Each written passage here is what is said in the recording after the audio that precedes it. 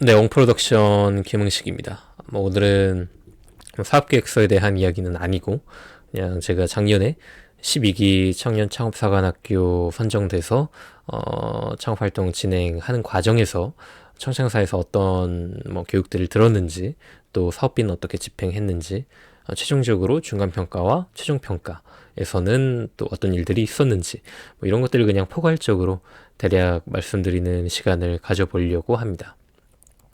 기본적으로 가장 많은 분들이 궁금해 하시는 건 사업비를 얼마나 지원받느냐, 이게 가장 큰 관심사겠죠.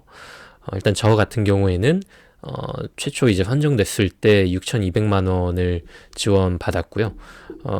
그리고 중간평가 거쳐서 추가 2천만 원 지원받게 돼서 총 8,200만 원 정부 지원금을 받았습니다. 물론 아시다시피 이게 자부담금이 있기 때문에 한 8,200만 원 정도 받게 되면 자부담금으로 한 700만 원 정도는 제 돈이 들어가더라고요. 예, 그래서 학부생 창업팀 입장에서는 이게 꽤나 부담됩니다. 그래서 청창사 지원하시기 전에 어느 정도 여유 자금을 확보해 두시는 게 굉장히 중요합니다. 왜냐면 자부담금 비롯해서 선정되고 나서는 이제 부가세는 지원되지 않기 때문에 부가세도 제가 부담을 해야 되고, 그래서 사실상 정부 지원금이 8,200만 원이면은 부가세로 한 800만 원 정도 들어간다고 생각을 해야 되는 거고, 그리고 내 자부담금 한 700만 원, 한 못해도 내 수중에 1,400, 1,500만 원 정도는 갖고 있어야 청창사 수행하실 때 큰 어려움 없이 빠르게 사업을 진행하실 수 있다는 점을 말씀드립니다. 물론 매출이 이 해에 크게 일어나지 않는 경우에 그 다음 해 부가세 환급을 받을 수 있으니까, 예, 그런 어떤 금액에 대한 부담이 몇 년 동안 지속되는 건 아닙니다만, 당장 청창사 지원하시고 사업 수행하실 때는, 예, 그 정도 한 1,500, 1,600만 원 정도는, 계좌에 갖고 계셔야, 사업비 집행보다 수월하게 하실 수 있다라는 점을 말씀드릴 수 있겠고요. 그리고 두 번째로 가장 많이 궁금해 하시는 건, 입소형이 더 유리하냐, 아니면 준입소형이 선정될 때 더 유리하냐, 이걸 많이들 궁금해 하실 겁니다.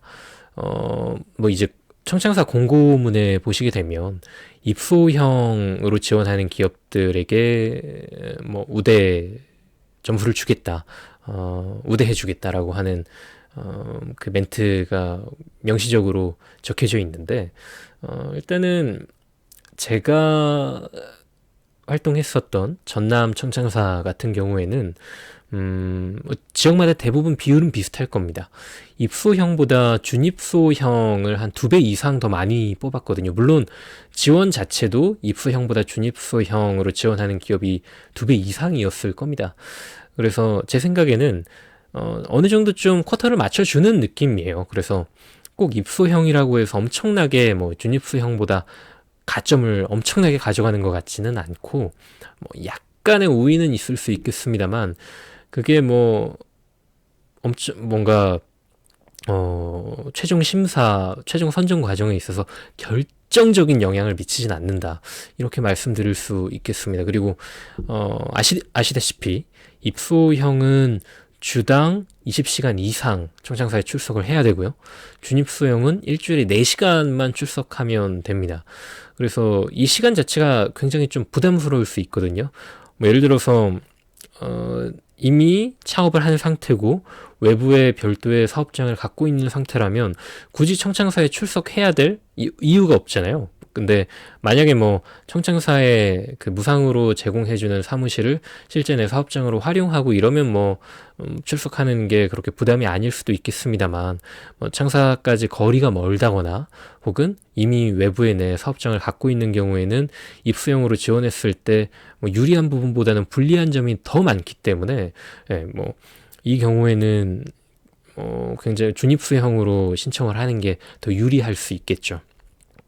그래서 각자 사정에 맞춰서 현실에 맞춰서 입수형, 준입수형을 결정하셔야 되는 거지, 이 선정 어떤 유형으로 지원을 해야 최종 선정에 더 유리할까라는 게 이 판단의 가장 앞에 와 있으면 안 됩니다. 왜냐면 최종 선정에 있어서 약간의 유불리함은 있을 수 있어도 선정되고 나서 엄청나게 괴로워요. 왜냐면 제가 전남 청창사에 있을 때에도 그냥 목포에서 사업 활동하시는 분인데 이 입소용으로 선정이 돼서 매주 20시간 이상 뭐 청창사 방문해야 되고 이런 것들에 대해서 굉장히 좀 많은 불편함을 겪으셨기 때문에 이제 지원을 앞두신 분들께서는 그런 본인 사정에 맞춰서 지원을 하셔야 된다라는 점을 말씀드리고 싶습니다.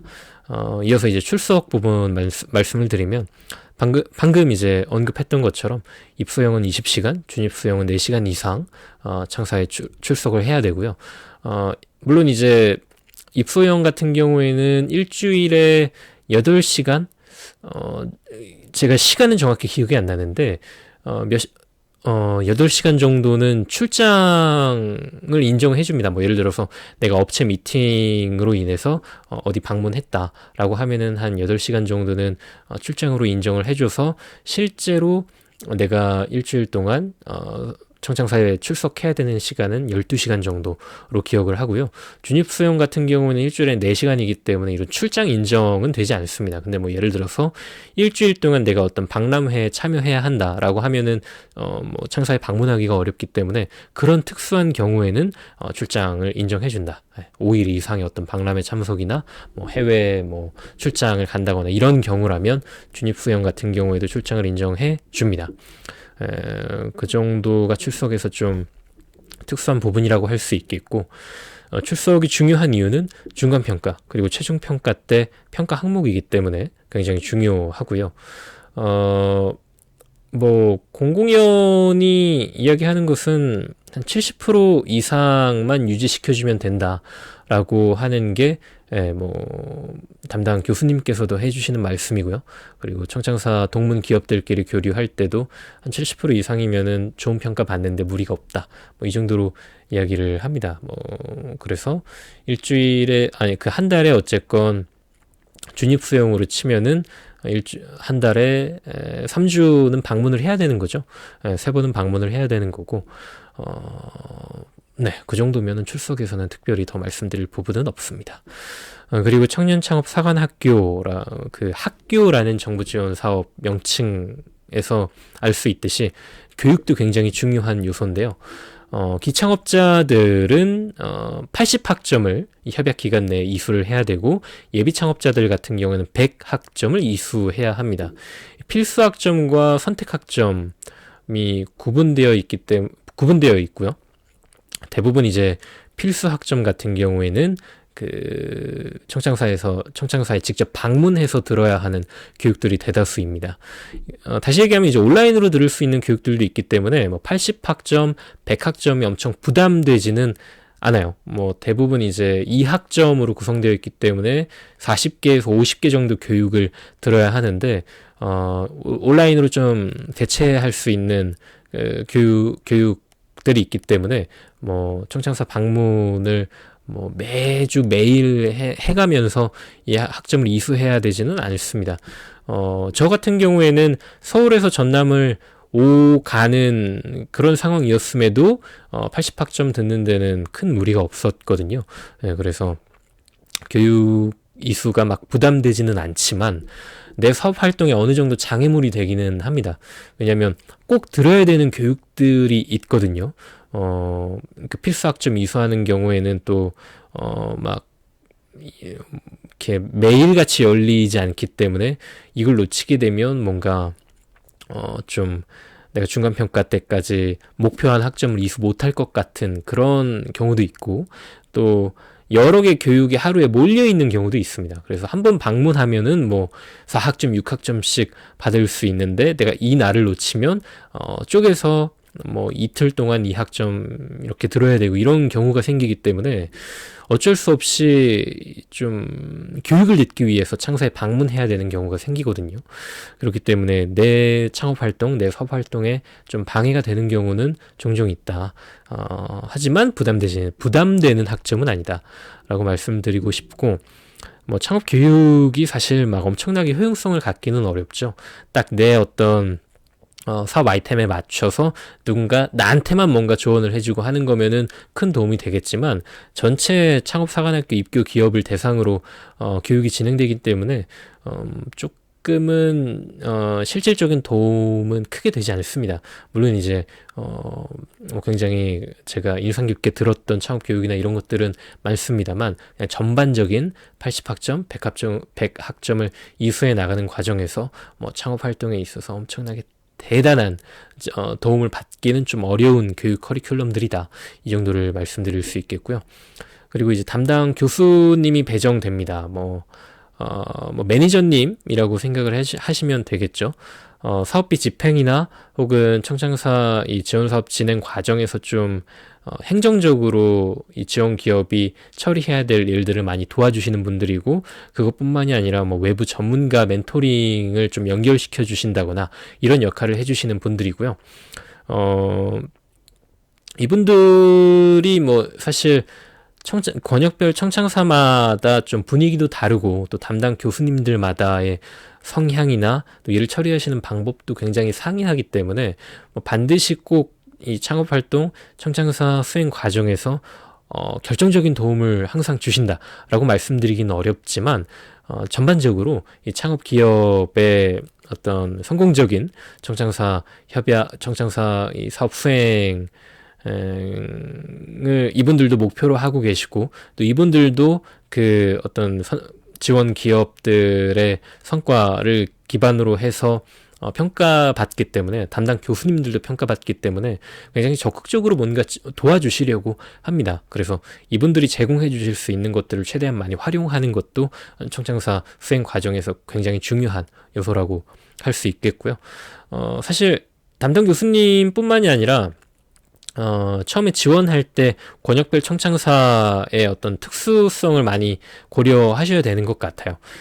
전남 같은 경우에는 뭐 농식품이나 혹은 에너지 관련된 그 기업들에게 뭔가 연계된 지원 사업이나 이런, 그리고 이전 어떤 동문 기업들, 뭐 1기부터 11기까지 선정된 기업들 중에 또 농식품 관련된 기업들이 많다 보니까 이렇게 네트워크를 기반으로 뭐 새로운 프로젝트를 진행한다거나 아니면은 뭐 유통망에서 조금 힘을 발휘한다거나 이런 경우가 많은데, 저 같은 경우에는 반려동물 용품을 기반으로 사업 활동을 했기 때문에 전남 청창사 내에서 뭔가 손잡고 뭔가를 프로젝트를 진행한다거나 어디인가 이렇게 손잡고 납품한다거나 이런 협력의 기회가 없었습니다. 그리고 전남 청창사와 연계돼서 지원받을 수 있는 어떤 지원 사업들의 혜택도 크게 못 받고요. 그렇기 때문에 본인 사업 아이템과 지원하는 청창사의 좀 특수성이 잘 맞는지, 예를 들어서 수도권 같은 경우에는 IT나 이런 소프트웨어 개발 기업들에게 많은 베네핏들을 부여하고 있고, 그렇기 때문에 그런 부분을 한번 살펴보는 건 중요하다고 생각합니다. 물론 뭐 사실 이제 내 사업장 소지지에 맞춰서 그 해당 권역 청창사에 지원을 해야 되는 상황이니까 뭐 그걸 파악한다고 해서 내가 다른 지역 청창사에 지원하거나 이런 전략을 채택하기는 어렵지만, 그래도 뭐 예를 들어서 안산 본교나 경기 북부 뭐 이런 경우에는 그 사업장 소재지를 가리지 않고 지원할 수 있기 때문에 그런 부분은 사전에 좀 잘 판단하시는 게 중요할 것 같고요. 그리고 한 8월 초쯤 되면은 중간평가가 진행됩니다. 중간평가 때에는 뭐 매출은 중요한 평가 요소는 아닙니다. 왜냐면 다들 시제품 만드느라 바빴을 걸 아니까 매출 낼 시간은 없었을 거고, 그래서 여기서 중요하게 보는 건 출석률, 교육 이수율, 학점 얼마나 들었는지, 그리고 사업비 소진은 얼마나 했는지, 그리고 한 절반 정도 되는 청창사 협약기간 절반 정도 되는 기간 동안 고용은 얼마나 했는지, 이런 것들을 중요하게 봅니다. 그렇기 때문에 중간평가 때까지는 출석과 교육 이수가 굉장히 중요하고요. 사실은 근데 이 협약기간 그 중간평가 이후에는 사실 뭐 이 출석률이나 교육 이수율이 현저히 떨어집니다. 왜냐면 한 3년 전까지만 해도 제가 알기로 그 올해 청창사에서 좋은 평가를 최종 평가 때 좋은 평가를 받으면 그 다음 해 청창사에도 지원할 수 있는 그런 1+1 연계 지원 사업이 존재했거든요. 그래서 최종 평가 때까지 교육 이수나 뭐 출석률 최대한 채울 수 있을 만큼 채우는 게 굉장히 중요했는데 재작년부터인가 작년부터 이 1+1 지원 사업이 사라졌어요. 그래서 청창사는 올해 1억 받고 내년을 기약할 수가 없는 그런 지원 사업이 돼버렸기 때문에 최종 평가 때 엄청나게 좋은 평가를 받는 게 조금은 무의미해졌습니다. 그래서 중간 평가 때 최대한 좋은 평가를 받고 여기서 2천만 원 추가 지원금 최대로 받고 난 다음에는 좀 청창사에 대한 애정이 식는 게 사실이죠. 그래서 대부분의 기업들이 중간 평가 이후로는 출석률과 교육 이수율이 현저히 떨어진다. 이 부분을 말씀드릴 수 있겠고요. 그래서 다시 말씀드리면 중간평가 이후로는 뭔가 매주 청창사에 방문을 해야 된다거나 꼭 이 교육을 들어야 된다거나 이런 부담이 떨어집니다. 그래서 8월 이후로는 뭔가 청창사 때문에 내 사업이 조금 방해받는 느낌이나 이런 거는 확실히 줄어들고요. 그리고 청창사 입장에서도 중간평가 이후로는 이제 시제품이나 뭐 서비스 MVP가 어느 정도 완성된 상태이기 때문에 이제 매출을 내야 되는 시기이고 그렇기 때문에 뭐 창사에 꼭 방문을 뭐 유도한다거나 뭐 교육을 그때 뭐 많이 잡아놓는다거나 그렇지 않습니다. 그렇기 때문에 결론적으로 말씀을 드리면 중간평가 이후로는 청창사 관련된 활동에 부담이 많이 줄어든다 이렇게 말씀드릴 수 있겠고 최종평가 때에는 뭐 중간평가 때에 평가하는 항목들과 대동소이하고 이때는 이제 매출도 중요한 평가 요소고요. 다만 내가 어느 한 좀 그 카테고리가 부족하다고 해서 뭐 예를 들어서 내가 매출을 목표치 혹은 예상치보다 훨씬 못 냈다고 해서 뭐 아니면 다른 선정 기업들에 비해서 내 매출 금액이 많이 미진하다고 해서 그거 하나로 인해서 뭔가 엄청나게 평가절하 당한다거나 아니면은 뭐 사업비 환수가 된다거나 이렇진 않습니다. 뭐 고용 그리고 특허 그리고 매출 얼마나 냈는지 그리고 시제품은 어느 정도 퀄리티로 완성이 됐는지 그런 모든 것들을 다 복합적으로 평가하기 때문에 최종 평가에서 막 그렇게 뭔가 두려움을 가지실 필요는 없다. 사업비가 환수되면 어쩌나 하는 두려움을 가지실 필요는 없습니다. 뭐 사업비 환수되는 경우는 일단은 제가 12기 분들 전국 12기 분들 중에서 한 팀도 못 봤고요. 물론 중간 평가 때 그 협약 취소가 되는 경우는 한 두세 팀 정도 봤던 기억입니다. 그래서 말씀드리고 싶은 부분은 이런 평가 기준이 엄청 빡세진 않아요. 그냥 돈만 제때제때 잘 쓰면 되고 또 규정에 맞춰서 사업비 잘 쓰면 되고 출석 교육 최소한의 그 기준만 맞춰주면 사업비로 환수시키진 않습니다. 그래서 그런 두려움은 가지실 필요는 없겠고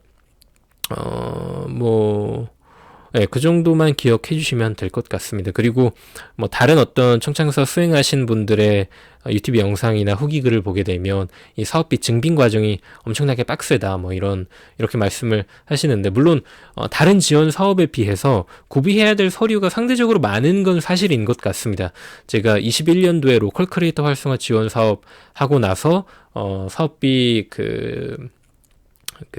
회계 심사 받을 때에 비해서 이 청창사의 사업비 증빙 과정이 훨씬 더 까다로웠던 건 사실이고요. 그런데 한 3월 말부터 11월 말까지 청창사 협약 기간 동안 여러분이 도장 찍고 작성했던 사업비 관련된 문서들, 원본 서류들 잘 보관만 해주시면 이 사업비 증빙 과정에서도 특별히 뭔가 문제되는 일은 없습니다.